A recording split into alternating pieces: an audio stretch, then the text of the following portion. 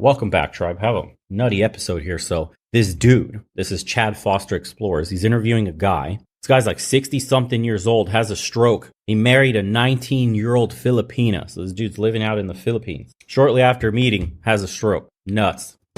Hey, what's up, guys? Chad here. So there is a lot to be curious about when it comes to living in the Philippines and retiring in the Philippines. One of the biggest things, I think, is a lot of guys want to come here to meet a Filipina, maybe even get married. And there's a lot of things to think about with that. One of the things is age gap. You might have heard it's definitely more common here in the Philippines compared to back home.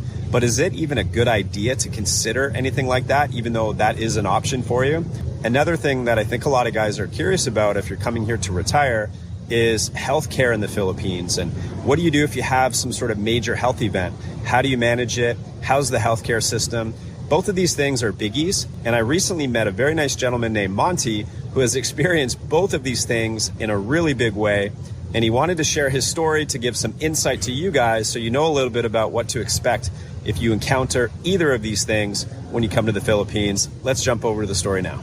So it started out as more you were vacationing here, you were spending time. Oh, yeah. And then at what point did it hit you where you're like, I actually want to retire here. I want to live here. After my last divorce. So was that was a big part of the motivation, was to come here to meet a Filipina for a wife? I wanted to live here because I knew retiring here I could afford it. Yeah. So when I met my wife, I didn't waste any time. We got married a few months after we met, and I started building a house on, which everybody will say is wrong, but on her family's property. Let's get into that. So you traveled here for a bit, you fell in love with the country, and then you met someone who you eventually married. So How did you guys meet? And can you talk a little bit about some of those details? I did everything wrong. We met online. I didn't meet her in person yet. And you were back home when you met? Back home in the USA. Yeah. I lived in Florida. And I said, I'd met all these different girls and got scammed once or twice, a little bit of money. Not much. And I said, well, I want to live in Dumaguete, so I want to try to find a girl there. And at the time, I'm not doing it so much now, but I was in a certain church, and it's very rare. And my wife was in the church here, the same kind. And it was an independent Baptist church. And she went to an independent Baptist church here. And I was actually looking for a woman 40, 50 years old. And I didn't want a younger girl. And she had told me, don't pay any attention to that because my mother left when I was young, when she was 12 years old. And I had to become the woman of the house. And so she was mature. How old was she? And if you don't, are you okay sharing that? How old was she when you guys sort of connected, and how old were you? Because there's a lot of guys that are obviously meeting younger girls here. Like I said, I wouldn't recommend it to everybody, but Ariel was 19. Okay, so she was 19 when you connected. Yes, and I was 55. 55. And we got married when I was 56. So, okay. Now, when if he's happy, bro, what could you tell these guys at this age? Hey, watch out for this. Hey, don't do the online thing. Hey, she's using you for your money. If you're happy, bro, not my job to teach an old dog new tricks. If you're red pill aware, you already know. I thought this just was an interesting story. I think they married and has kids, I think. I can't remember. Let's see. When you met her, this is something that you see quite often here in the Philippines. You will see girls that are 19, 20, 21 with guys that are 50, 60. And I know culturally here, culturally there it's more accepted. But what is your guys' opinions watching this video? Like 65-year-old, you're a geezer, and you get with a 19-year-old, a few months after meeting her. Basically marry her within 1 year. Thoughts on that? Because I know a lot of dudes were talking about going their own way in the prior video with that gentleman speaking to the camera. And then we got this guy here who just lands within a year of meeting this chick, gets married, and I think they have a kid. So thoughts on the age gap difference. Is that too big for you? And I want to propose this as well. Now imagine you're a man and you have a daughter and she's 19 and a 65-year-old geezer, bro, your age. You guys are the same age. Maybe older than you, propositioning you for his daughter. How would you feel? Just curious. It's obviously more accepted and it's more normal here. What were some of the things that you noticed? Now, you said she was mature for her age and she was very responsible and had to grow up really fast. I'm sure that played into it, but were there some challenges that you had to overcome? The big thing was when I was in America and we were chatting every single day. And I would try to, hey, let me send you a load for your phone. She goes, no, I don't need it. I can take care of that myself. Okay, well, I sent her $100 and she refused to pick it up from Western Union. I don't want your money. I want you. So long game, when I baby. finally came here, then I took her out. A long game. It's all a woman needs to do to get a man is just refuse some cash gifts or gifts in general and tell him sweet nothings like, no, baby, you're really important. I don't want your money.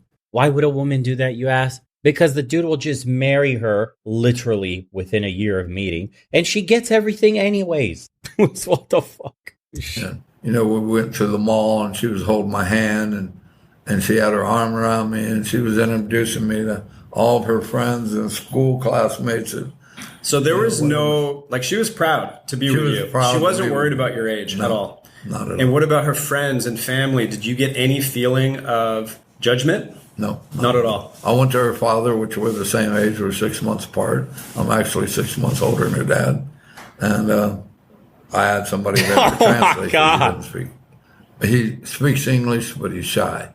When he's had a few beers, he'll talk to you in English. If I say hello to him. Bro, even the interviewer, you see the interviewer looking at him when he's saying I'm a few years or I'm a few months older? Look. He speaks English, but he's shy. Same age, we're 6 months apart. I'm actually 6 months older than her dad. And he's like, holy shit. Translate because he doesn't speak. He speaks English, but he's shy. Oh my he's God. Had a few beers. Bro, I'm sending all the geezers with this video. All the geezers are packing bags right now. I already can tell. Like, I hear it in the background. Shit's getting ruffled. Zippers getting zipped up. Plane tickets being booked. Cha-ching in the carts. They're happening right now. Don't you old geezers lie to me. I know what you're doing. He'll talk to you in English. If I say hello to him during the day, he's just, hey. But anyway, I talked to him, and he said, as long as you don't hurt her physically or mentally, and as long as you take care of her, I don't have any problem.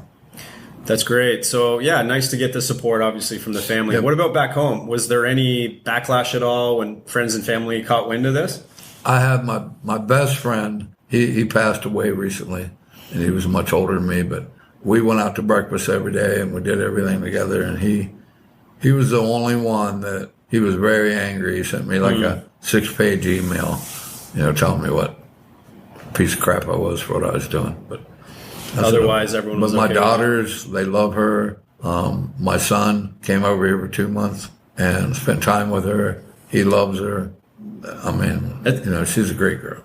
I think a lot of people would be really curious about this. So I know a lot of people would suggest there's probably the compatibility would be difficult, or what do you guys relate to and things like that. Like, were there some barriers to the connection in person from that? There still is, but she doesn't care about the music. She'll listen to my music or her music, whatever. Okay. It's not a big deal there. We personally probably like 99% of the same TV shows, unless she gets into those Korean shows where I got to read everything off the screen.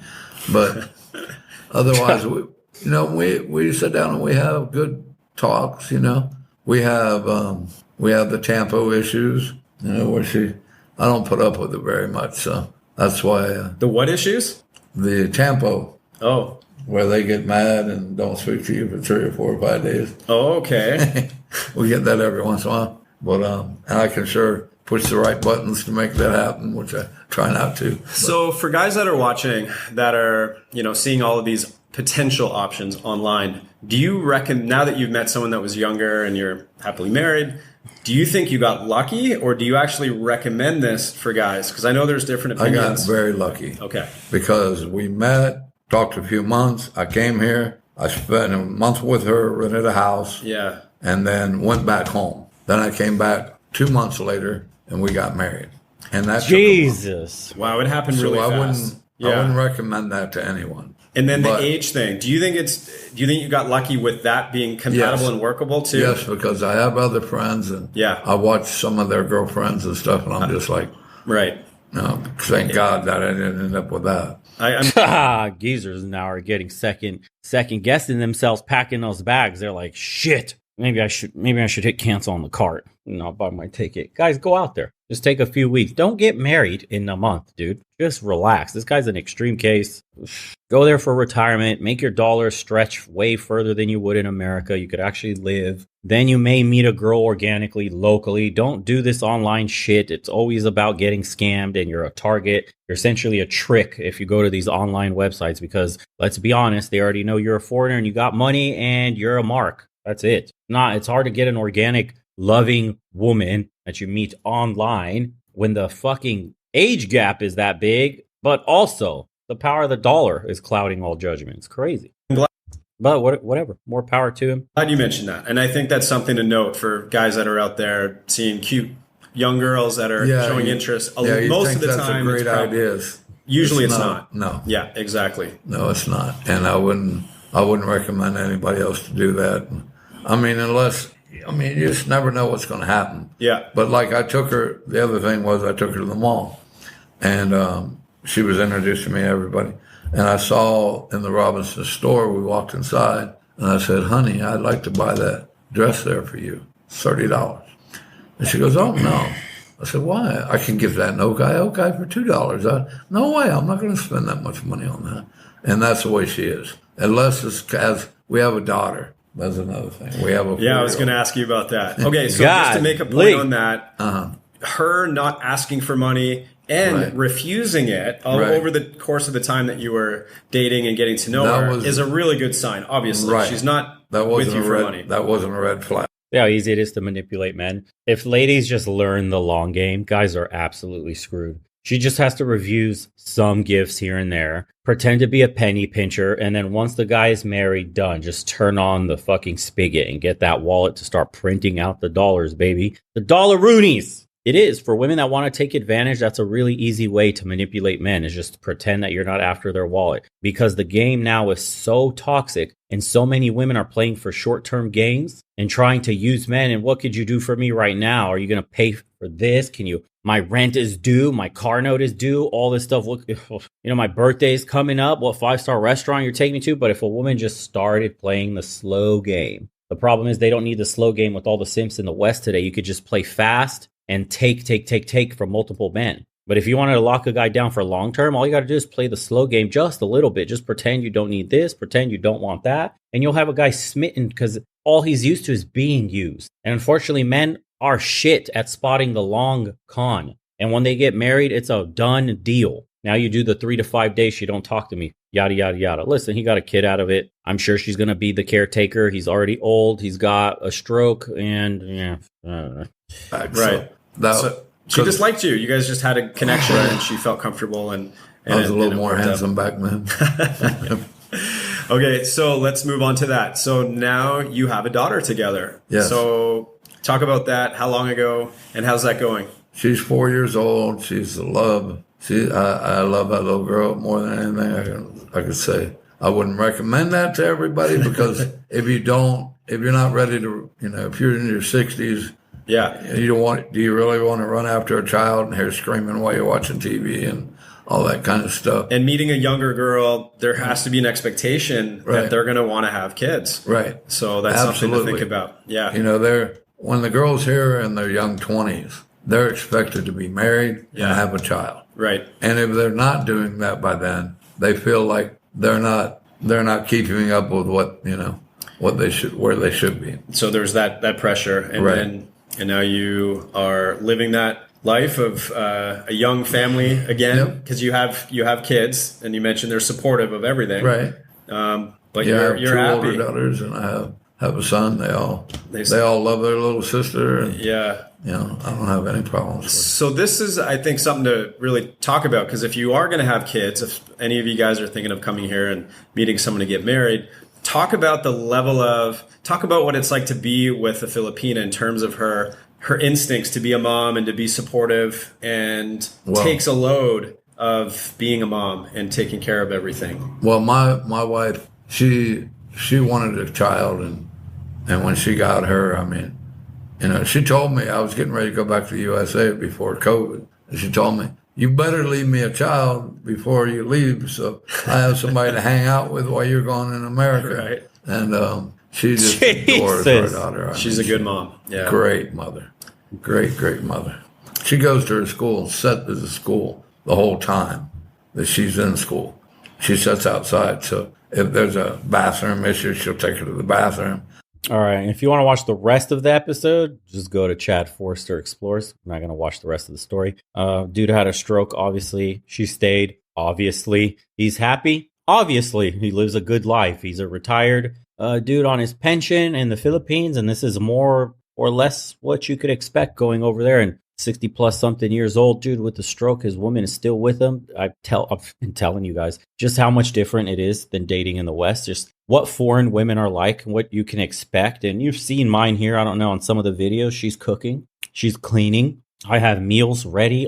Don't ask for any of this stuff. It's just natural. It's expected out of them. This is how they show love. You know, femininity is not dead outside of the West. And it's so refreshing to have somebody like that that's not constantly at your throat, bickering and bothering you for shit or comparing you to whose boyfriend did that or whose husband is doing this and looking to get shit out of you all the time. Mine does that same penny pinching thing too, by the way. Would you rather shop online for dresses that would normally be in a store like $100, $200, $300, $500? You can find the same kinds of dresses online. Killer body, looks good in all of them. Dress will only be like $20, $30, $50. You know, the difference in savings is crazy just because it doesn't have a name brand or a brick and mortar store attached to it. So that penny pinching mentality is also common kind of everywhere around the world because you grew up in hard times. You grew up with humble people where you had to work for every single dollar you earn. And you didn't earn many dollars, so you can't afford it all. Spend it on stupid shit like name brand clothes. It's one of the last things that you want to spend money on because you feel like a sucker. You work so hard to get here, only for someone to stamp a piece of clothing with some symbol, and then you got to pay 10x the price. You know, so people are more frugal in general overseas, a bit smarter on that sense, and they place values in different things like being taken care of. So that's why the age gap stuff, same in Eastern Europe, although not as extreme as the Philippines, it exists here as well. You'll see it's common to have a nice 20-something-year-old, and the guy will be well into his 30s, 40s, no problem whatsoever. And the comment section says the same thing. Look, I also met my wife when she was 18 and I was 59. Stayed with her 1 week. Then a month later, we stayed together for 1 month. Then 4 months later, she came to Australia while pregnant and has stayed the last 7 years. I had major surgery for liver cancer when we had 2 kids and she was pregnant with our third. She took care of us all without complaining. Now I'm a retired father taking care of our 3 children while my wife is studying to be a nurse 6 months ago. And also she works part-time to support the family. Sheesh. I'm 52, Filipina. My American hubby is 82 years old. We're together a good 20 years now. He got a stroke in 2010. Took good care of him too. God bless you both. More years to come. There you go. Only in the West do you get shamed for the age gap. So crazy. So crazy. I'm a Filipina. Met my wife in the Philippines 33 years later. We're still going strong. My wife is 38. I'm 66. Been married for 5 years. She had no kids or past boyfriends. Come on, dog. 38-year-old. Anyways, next on that one. I met my man here in Florida by coincidence after 5 years. Steady, we get married in Las Vegas, and now we've been 23 years together, even if we don't have children. But love and care, communicate each other is important to us. We retired early at 60 years old, and now we're happy here in the Philippines. More fun and traveling. Wow. These kind of stories would have Western women seething. The age gap thing for sure would be calling him a predator. He's taking advantage or she's taking advantage of him. I mean, we heard all those stories. For guys, you do have to be careful. He rushed into it super fast, but obviously it's a good change of pace because some of the stories that we cover are always so downy and like worst case scenario and look what could happen to you. But it's nice to find a rare one that shows you the successful side of going overseas, how it can work out for you. Because there's a ton of these stories. Unfortunately, they don't get highlighted as much because people that are happy are almost never online. The happy ones are quietly living out their lives with their families in the houses that they've built and kind of watch from a distance of all the craziness that is covered online.